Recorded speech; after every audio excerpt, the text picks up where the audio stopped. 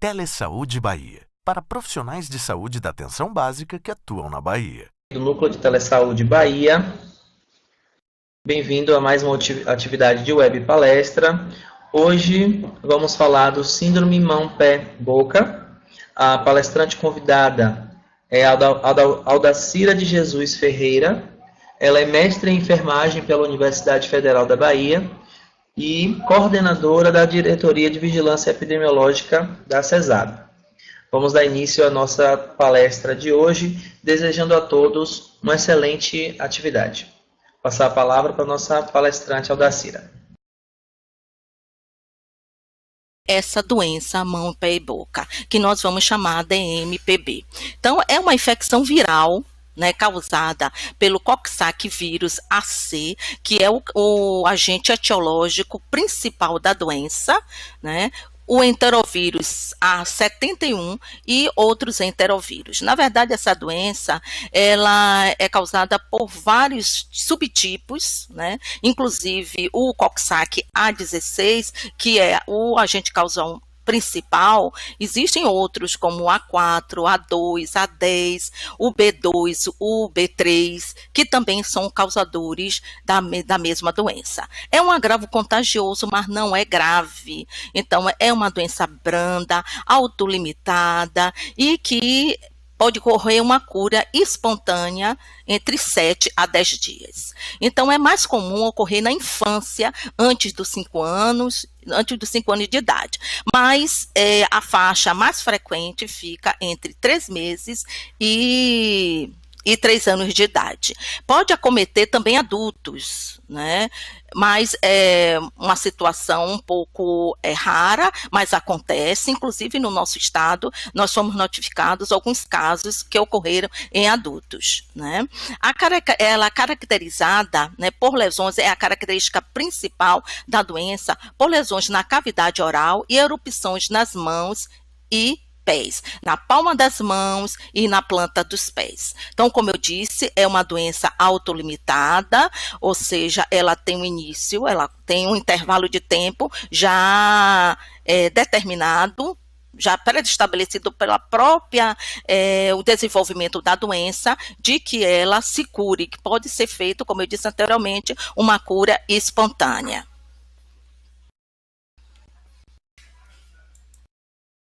A sintomatologia da doença mão, pé e boca. Então, antes de que tenha a equipe, os profissionais de saúde possam estar já definindo que foi uma doença mão, pé e boca, a criança ela começa a ter febre alta, né, isso nesses dias que antecede o surgimento da lesão. Geralmente 38, 39 graus, a dor na garganta, o mal-estar. Então, todas essa sintomatologia muito comum às viroses. Então, nessa fase, mesmo levando ao profissional de saúde, fica ainda impossível de ter um diagnóstico definido. Então, após alguns dias, 2 a 3 dias, começa a ter aparecimento na boca, nas amígdalas e faringe, de manchas vermelhas, com vesícula branco acidentadas, no centro, podendo evoluir para ulcerações muito dolorosas. Então, essas lesões na boca,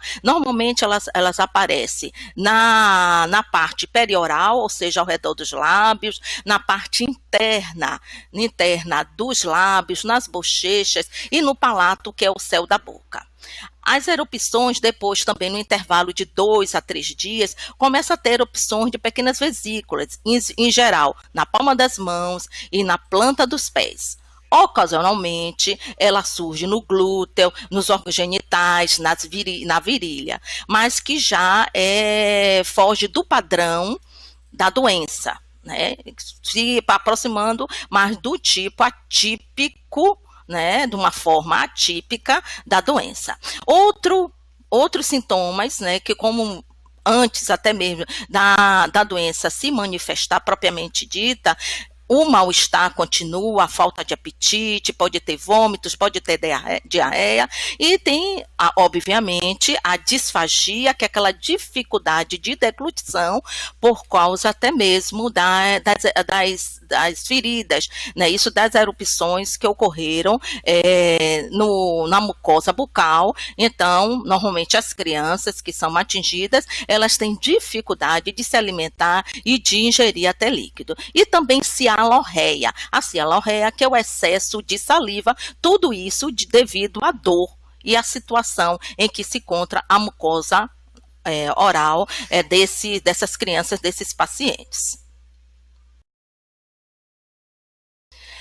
Bem, aqui eu trouxe algumas fotos, né, para estar ilustrando a sintomatologia da doença ameba-boca. Então, nós vemos aqui, né, que é exatamente como eu falei, essas lesões, aqui tem um halo avermelhado e uma bolha no centro, que são as lesões típicas da doença na região perioral, né, ou seja, próxima aos lábios, aqui nas mãos, né? Aqui temos também algum que não ficou muito muito nítido, mas aqui nós temos os pés, ou um pezinho, aqui as mãos, aqui a parte de uns pés, e aqui os pés em uma posição que dá mais para estar observando as erupções cutâneas.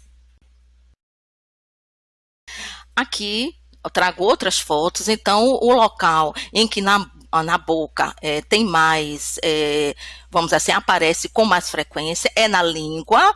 Aqui temos a língua, né? Aqui nas bochechas, que eu disse anteriormente, que seria naquela região perioral, o qual foi mostrado no slide anterior. Aqui na língua, aqui nessa foto daqui a gente percebe até ainda as lesões periorais, que é lesões na língua, e aqui na parte, aqui ó, a lesão aqui, nós estamos vendo essa lesão avermelhada, e aqui a bolinha, aqui são as estomatites, as chamadas aftas. Então aqui na parte interna do próprio lábio da bochecha da criança. Então pode ter também no palato, que é o céu da boca. E aqui o clássico, né, a apresentação da doença na sua característica, né, isso típica, que é aqui a doença, mão, pé e boca, que está em inglês, e ilustrando as erupções na boca, na mucosa, nas mãos e nos pés, ok? Aqui está dizendo que está em inglês, significa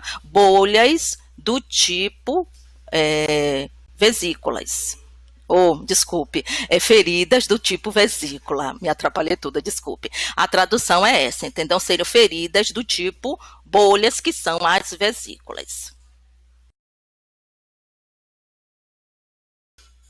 Bem, a transmissão é fecal-oral, ou seja, é através das fezes e através das secreções, né, da saliva, né, as secreções que possam, tosse, espirro, que possam estar infectando outras pessoas. Então, é feita através do contato direto entre esses indivíduos, né, que estão infectados com o vírus Coxsackie, e que através da tosse, através do espirro, e que nesse momento a gente deve até lembrar que para estar fazendo uma prevenção desse contato, desse tipo de transmissão, que se usa a etiqueta da tosse, né? Que é estar espirrando ou tossindo, desde colocar a mão, colocar o cotovelo, para que essa área que seja exatamente contaminada. Então, as fezes é outra maneira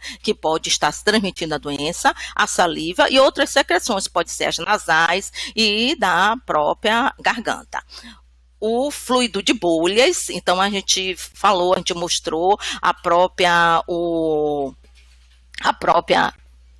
exantema, em que ele tem aquela parte vermelha e com a bolinha. Então, quando essas bolhas rompem, sai um fluido, e esse fluido é altamente infectante.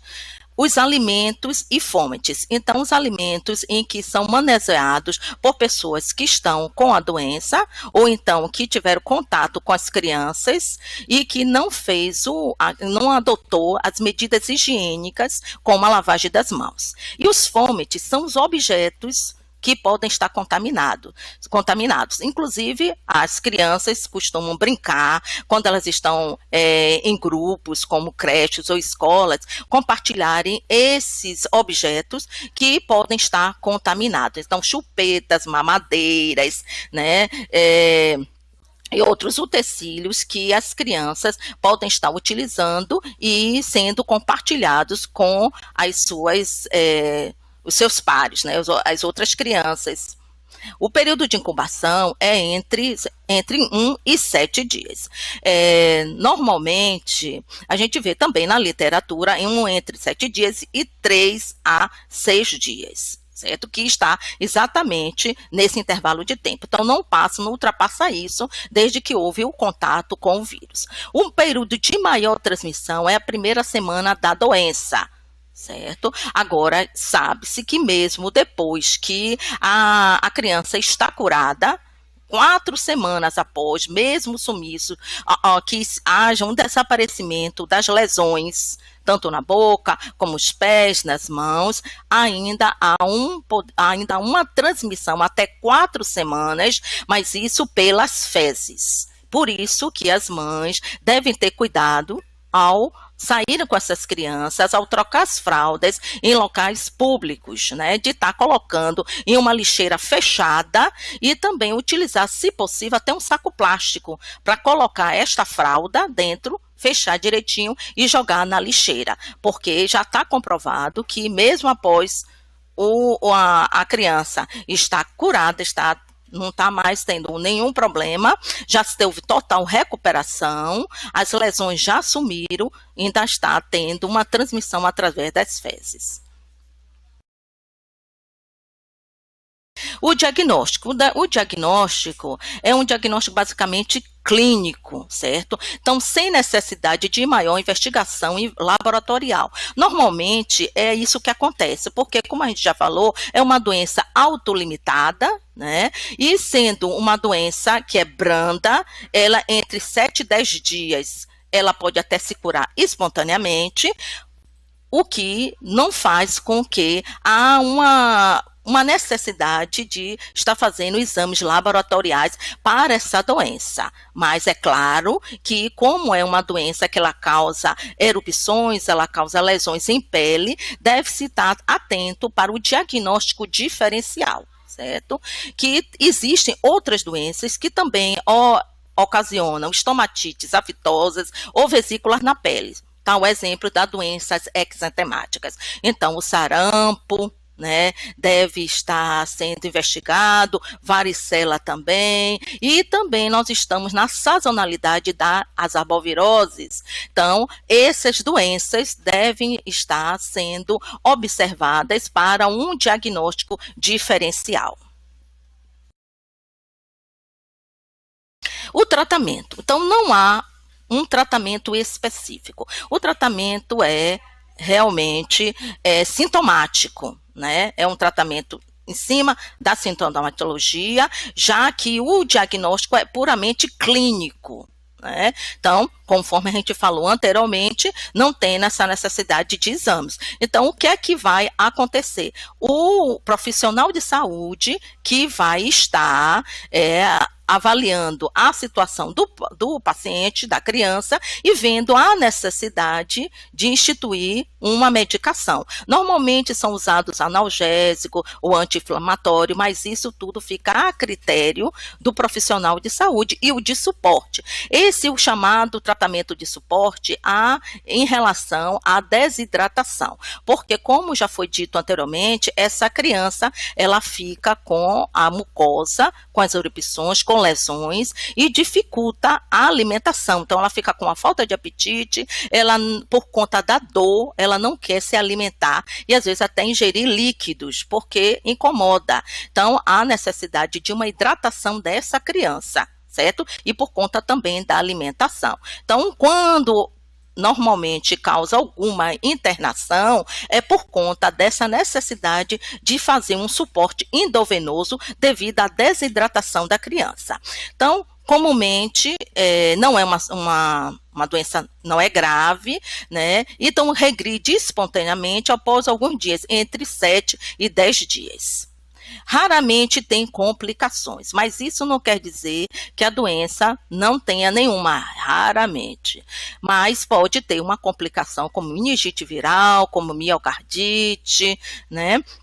E encefalite. Então, de qualquer forma, sempre tem que estar observando e acompanhando essa criança e a evolução da doença. Mas é raro isto acontecer, principalmente no nosso, dentro da epidemiologia do nosso país, né? Em outros países, como nós vamos ver um pouco mais à frente, o enterovírus A71, quando existem complicações, ele é o agente etiológico da doença, né? Mas aqui no nosso país é muito raro ter complicação. É uma doença branda e benigna. Então não existe vacina, certo? Não existe vacina, né? Exatamente pela questão de ser uma doença que ela tem muitos subtipos, então isso dificulta até mesmo para que se consiga, os laboratórios estejam fabricando uma vacina adequada.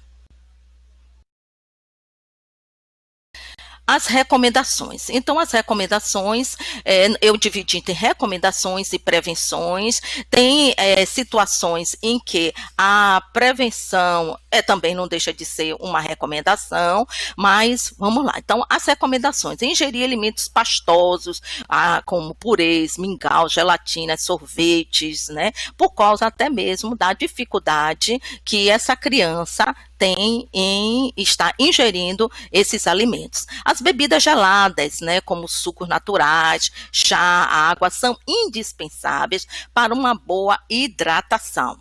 Certo? Então, os sorvetes, pode oferecer sorvete para a criança, normalmente é algo que uma criança gosta e vai estar sendo um alimento adequado para a situação a qual ela se encontra. As lavagens das mãos, né? Então, lavagem das mãos, as questões higiênicas nessa doença são de extrema importância.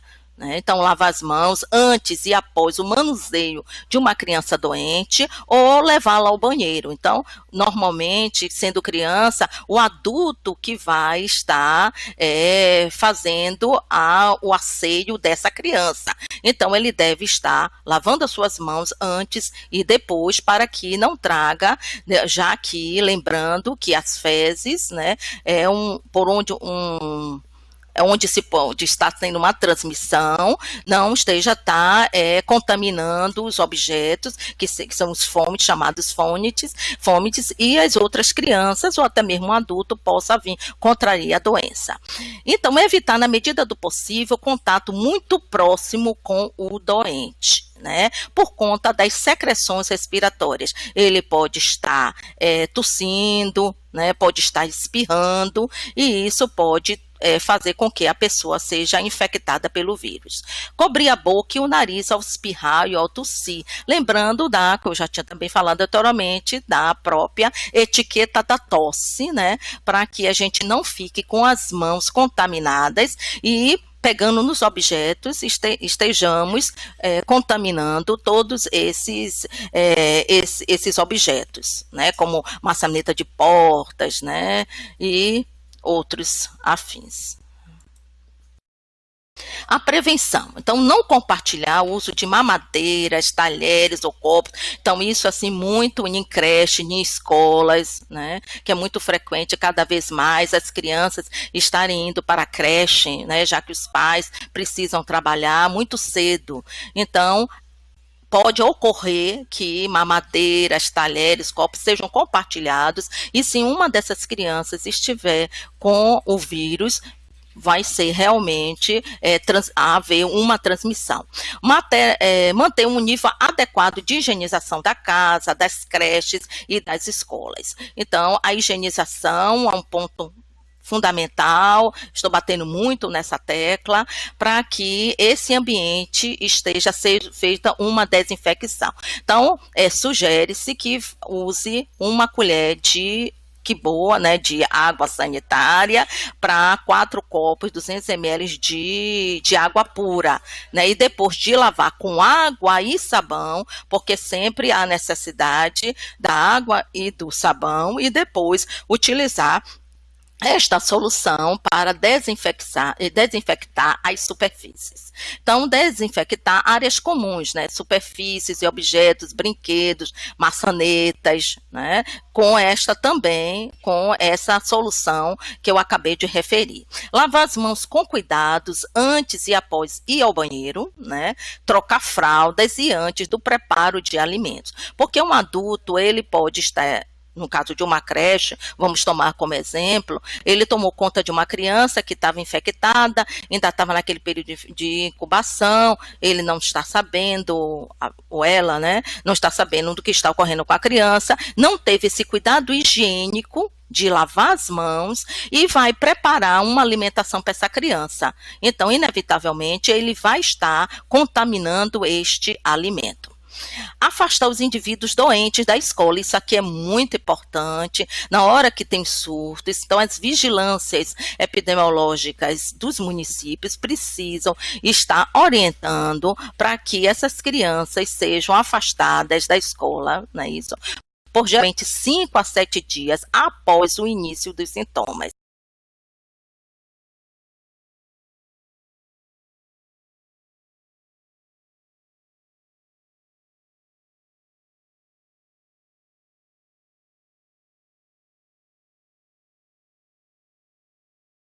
Certo? Ou então ao total desaparecimento desses sintomas. Então, as pessoas que estão trabalhando, que pode ocorrer, realmente não é muito comum ocorrer em adulto, mas um adulto pode ter a síndrome, essa doença, e aí a doença mão, pé e boca. Então, ela deve também ser afastada do trabalho, e isso é ciente. Ou então até o desaparecimento total dos sintomas.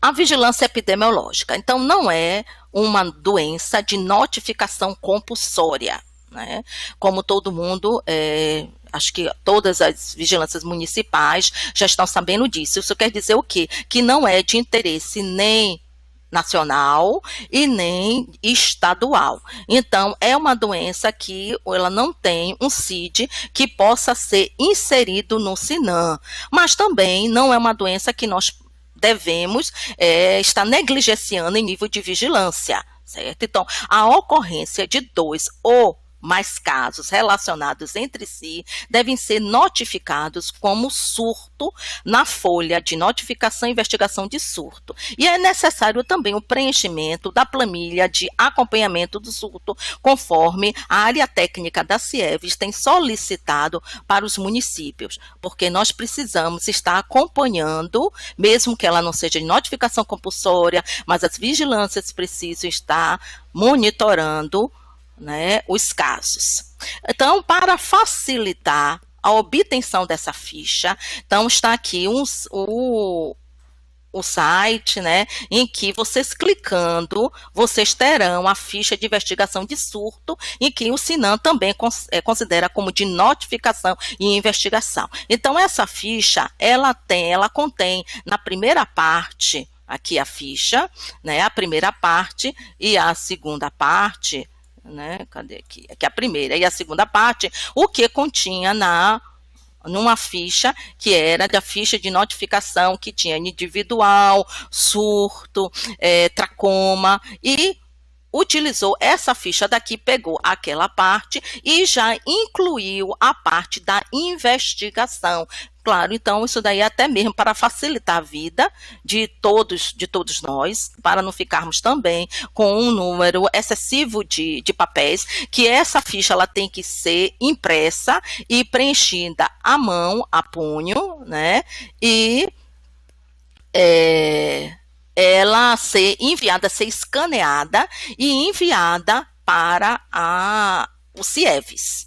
Ok? Então, ser enviada através do nosso e-mail. Temos aqui, cadê? Pode sair daqui. Tá, só um minutinho que o Tiago tá me dando aqui um auxílio nessa ficha. Certo, ok.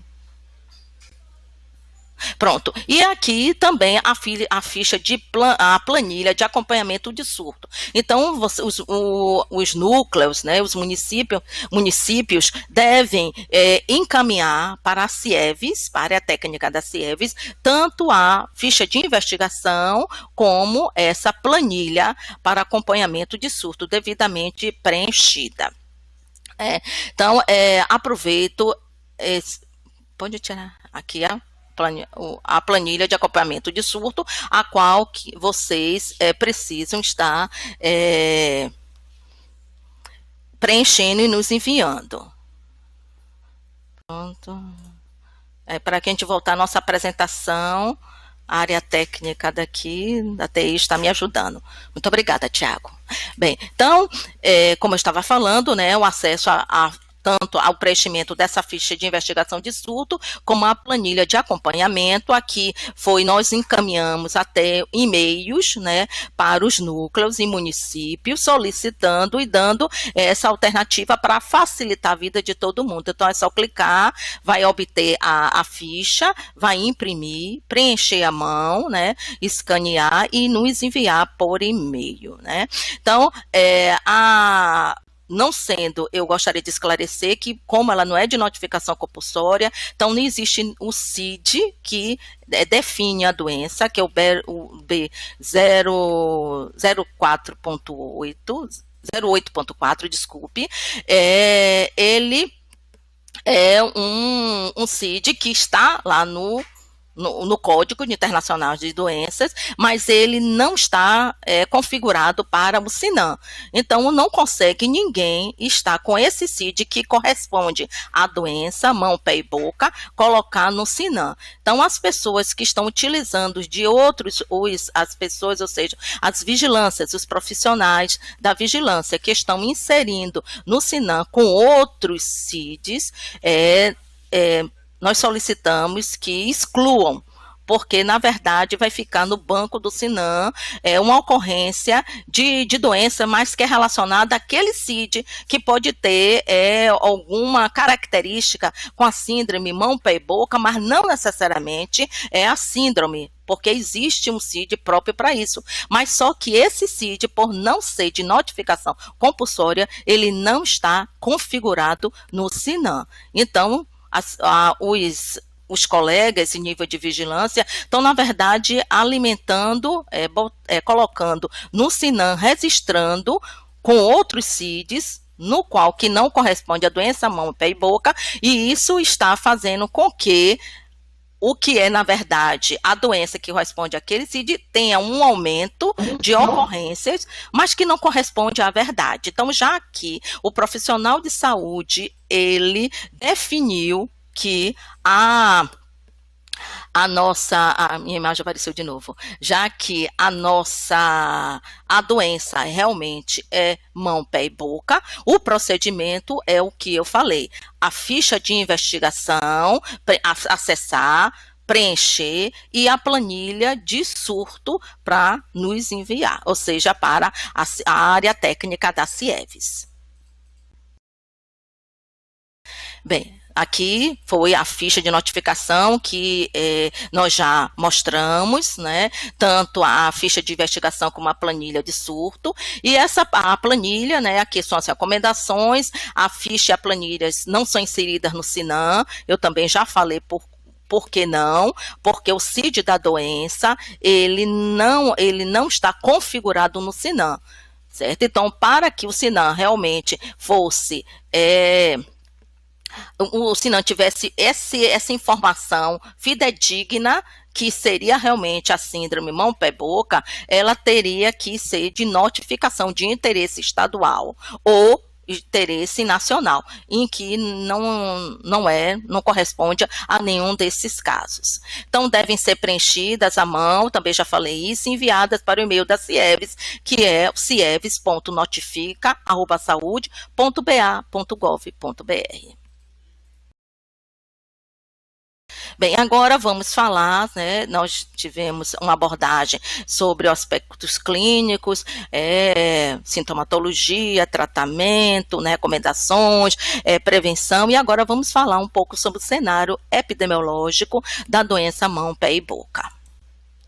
Então, no mundo, né, como é que essa doença está se comportando no mundo? Então, o relato do primeiro caso da doença da mão, pé e boca foi lá em 1957, na Nova Zelândia, né, ainda lá no século passado, no século XX. Né?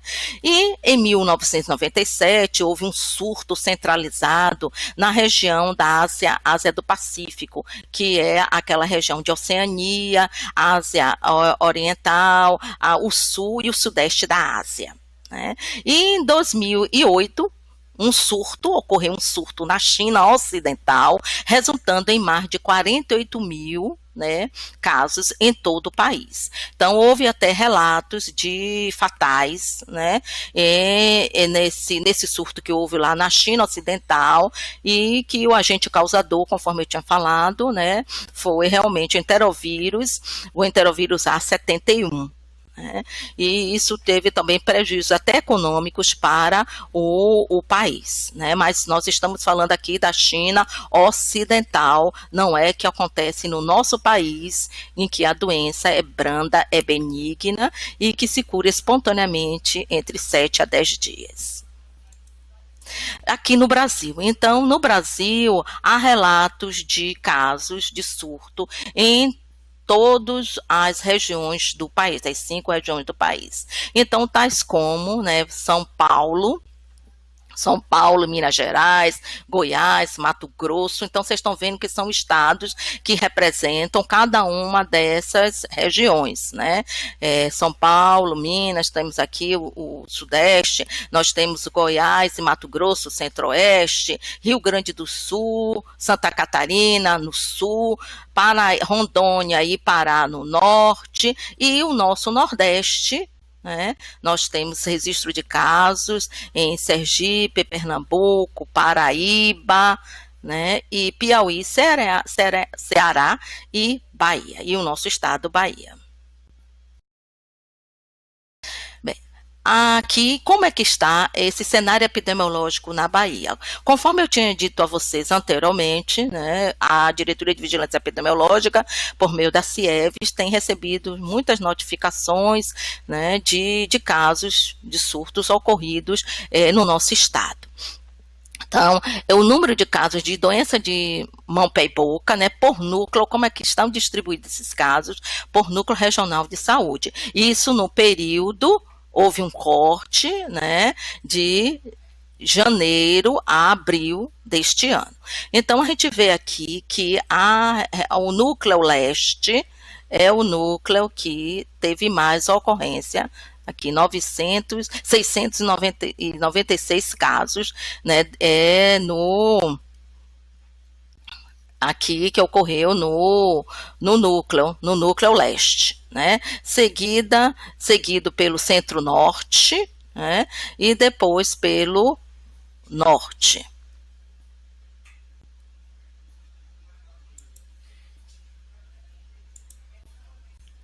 Né?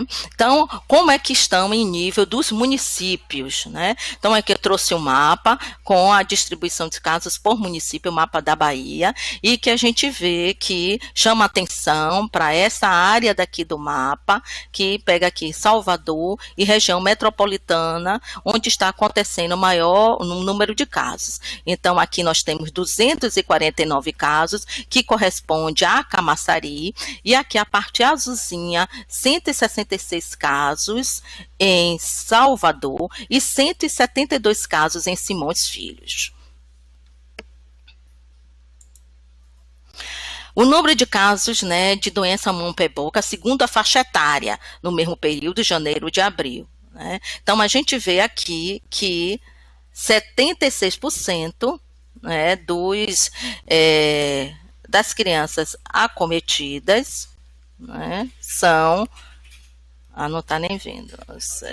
Isso, de 76% de 1 a 5 anos. 13% que é menor de 1 ano. Ou seja, que corresponde, conforme a literatura, à faixa etária que normalmente é acometida pela doença mão, pé e boca, né?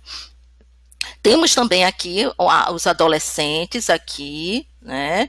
Essa faixa aqui de 1% e 2% de adulto, ou seja, no nosso estado houve registros de casos da doença mão, pé e boca ocorrendo em adultos. Como eu mesmo disse, normalmente é uma doença de infância, né, que acomete as crianças, mas os adultos também podem ter casos em que os adultos venham a ser acometidos pela doença mão, pé, boca. Tantos aqui os adolescentes, né, que está naquela fase da adolescência de 12 a 19 anos. Quer dizer, segundo a classificação do ECA, né, de adolescentes. Bem, o número de casos de doença mão, pé e boca por delimitação espacial de ocorrência. Então, a gente vê com onde que ocorreram esses casos. Então, foram oriundos de onde? Então, nós vemos aqui que temos as escolas, 35, né, e 7 de creches. E outros aqui, que é 857, que são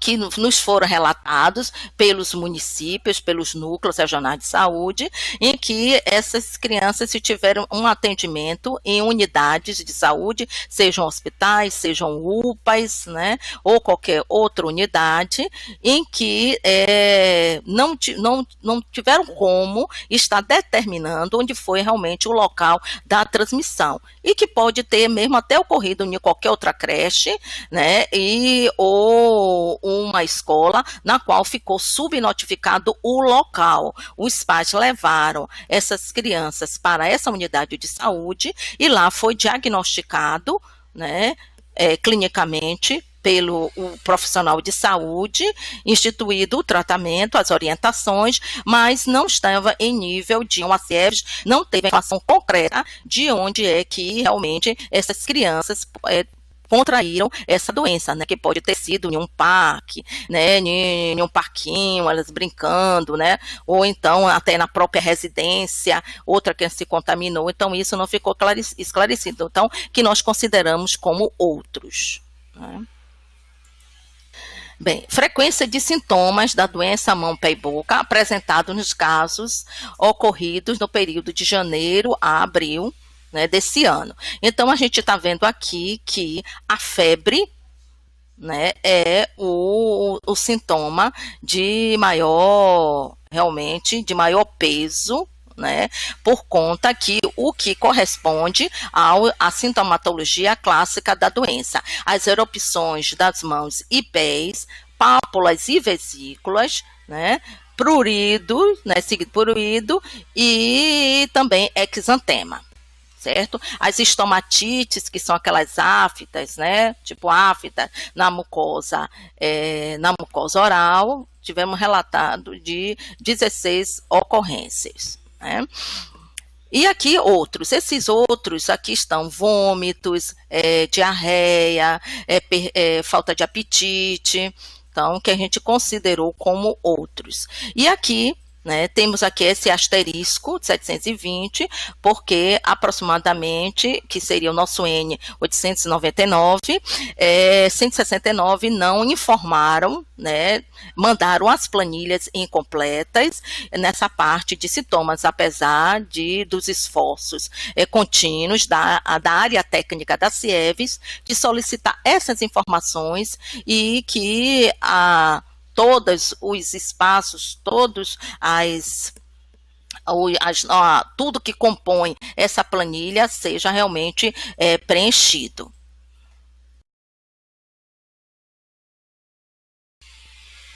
Bem, aqui estão as referências, né, utilizadas para essa, né, que me serviu como suporte teórico para as minhas explicações. E aqui, muito obrigada, né, pela atenção de vocês, né, Aqui os nossos contatos, a coordenação de informações estratégicas em vigilância em saúde, o telefone, os nossos e-mails, né, cievesnotifica@saude.ba.gov.br, divep.cieves@saude.ba.gov.br e a Diretoria de Vigilância Epidemiológica, né, e os nossos telefones. Então, agora eu estou à disposição, né, de perguntas. Obrigada. Ok. Vamos abrir nesse momento um espaço para participação do público. Temos algumas perguntas.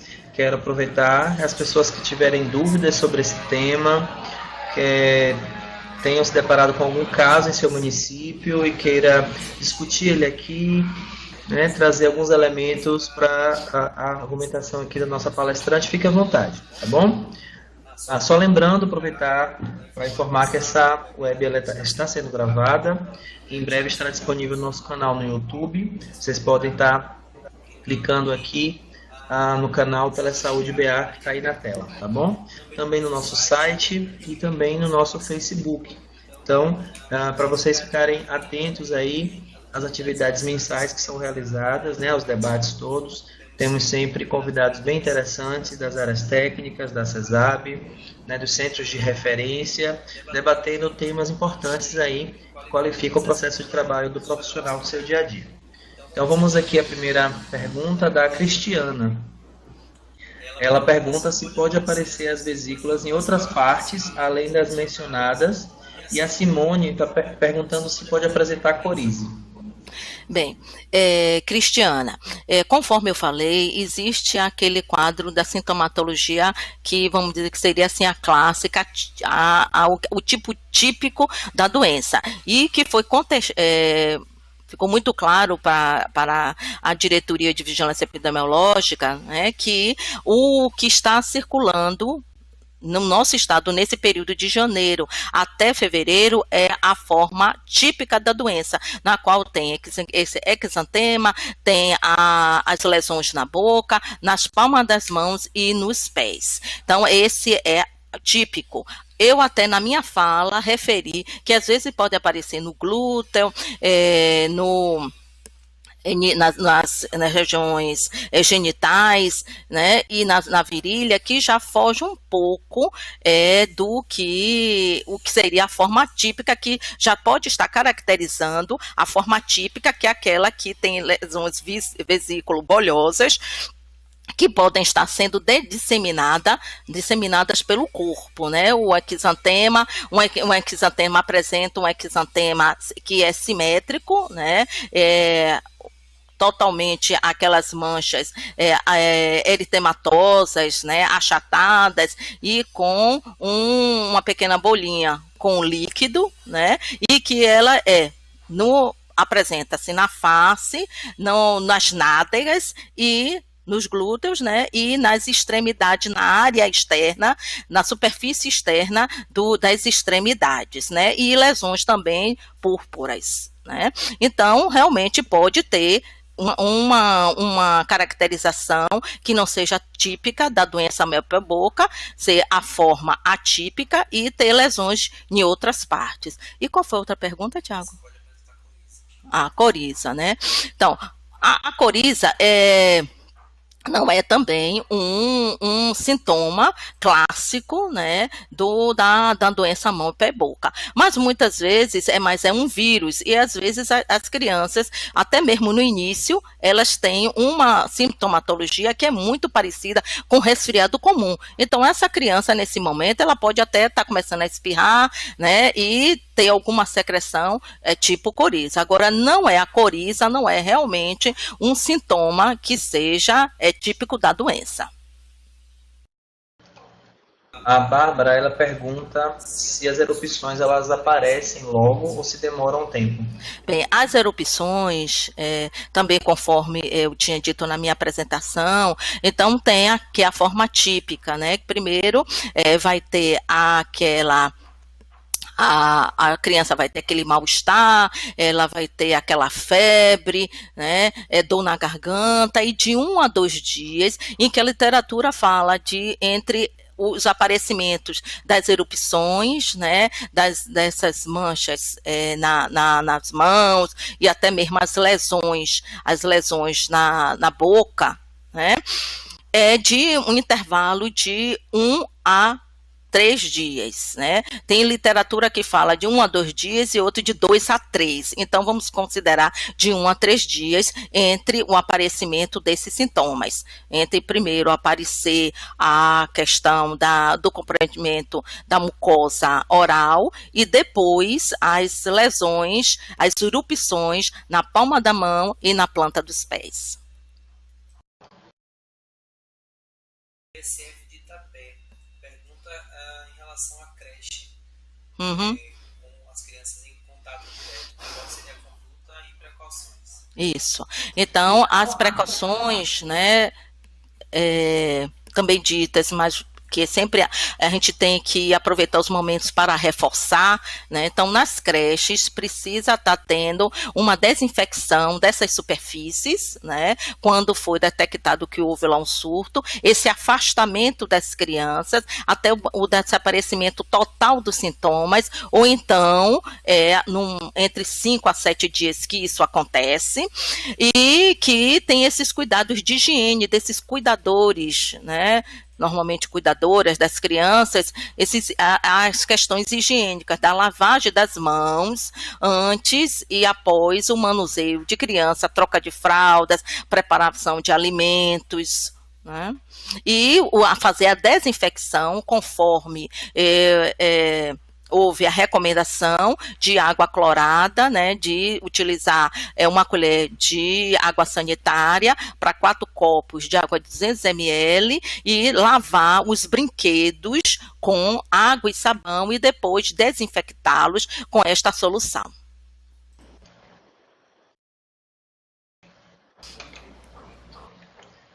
A próxima pergunta é de Bárbara. Ela pergunta sobre o uso de álcool gel, se pode ajudar na pergunta sobre o uso de hipoclorito. Uhum. Bem, Bárbara, o gel, né, os géis são realmente produtos, né, industrializados que têm essa função de estar fazendo uma desinfecção, mas nunca em nenhum momento a lavagem das mãos foi dispensada. Então, mesmo utilizando o álcool gel, a gente tem que lavar as mãos, né? Então, igualzinho a orientação de CCH em hospitais, a lavagem das mãos, porque tudo está aqui. Está aqui nas mãos, sempre esteve. Então, esse é o maior veículo de transmissão de qualquer que seja a doença. Então, a gente deve ter sempre em mente que lavar água, sabão é o melhor caminho. Agora, se a gente tem à disposição um álcool gel, a gente deve utilizar, porque a gente está reforçando, né, essa higienização das mãos. Agora, obviamente, se não tem nenhum local, você não tem como lavar suas mãos antes de qualquer ação com essas crianças, pelo menos use o álcool gel, porque é melhor do que estar com as mãos sujas.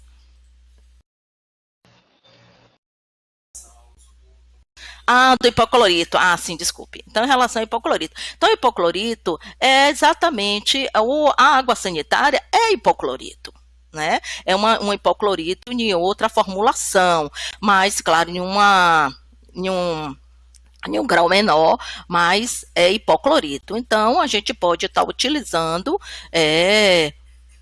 a mesma concentração, agora tendo os cuidados de estar comparando se é o mesmo tipo de concentração da água sanitária ou do hipoclorito próprio, porque é um hipoclorito, a água sanitária sempre será. Agora, o que pode variar entre um produto e o outro é a concentração que a pessoa deve estar verificando e checando. A Simone pergunta se pode ser confundido com sarampo ou catapora. Tem alguns casos em que realmente há vamos dizer assim, essa confusão, né? Vamos dizer assim, talvez até essa dúvida entre varicela, né? Cada doença tem a sua etiologia, né? Isso, os seus sintomas característicos, né? E como são doenças que são exantemáticas, né?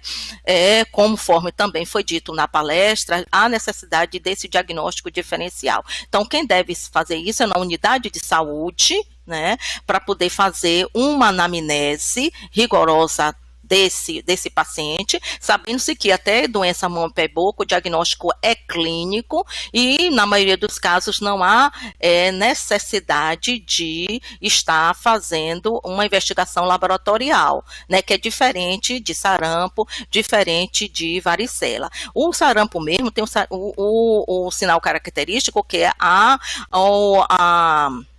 o sinal de Coplin, né, que é na boca, e que normalmente um profissional experiente, até pela anamnese, ele tem como já está discernindo qual é e definindo o diagnóstico para aquele paciente, né?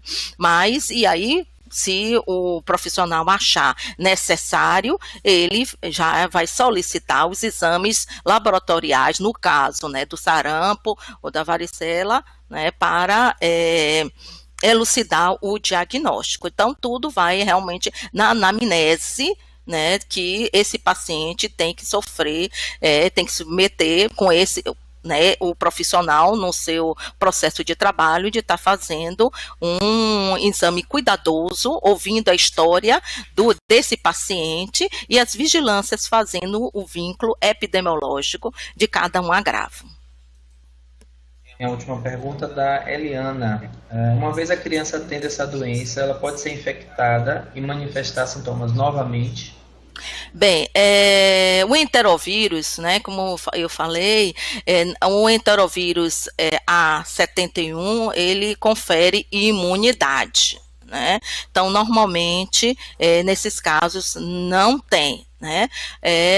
Agora, como a própria doença, ela tem vários subtipos, eu também falei no início da palestra, né, que é o Coxsackie A16, né, tem o Coxsackie A2, A4, A10, B2, B3, então todos esses subtipos, que são do gênero do enterovírus, eles também causam a doença. Então, ela pode estar sendo infectada até por outro subtipo e desenvolva a doença, né? Mas normalmente o enterovírus 71 causa, realmente confere imunidade, né? Nós sabemos que não existe vacina, até por essa dificuldade de tantos subtipos que podem causar a doença. Agora, o principal é o Coxsackie A16 e, em segundo lugar, vamos dizer assim, se houvesse uma classificação, o agente etiológico da doença mão, pé e boca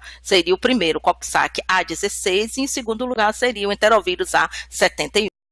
Telesaúde Bahia, para profissionais de saúde da atenção básica que atuam na Bahia. Disponível em qualquer lugar e a qualquer hora. É fácil e sem complicação. Se você é integrante de equipe de saúde da família, núcleo de apoio à saúde da família, consultório na rua, mais médicos, programa Saúde na Escola e Academia da Saúde. Se conecte com a gente, por internet, telefone ou pessoalmente.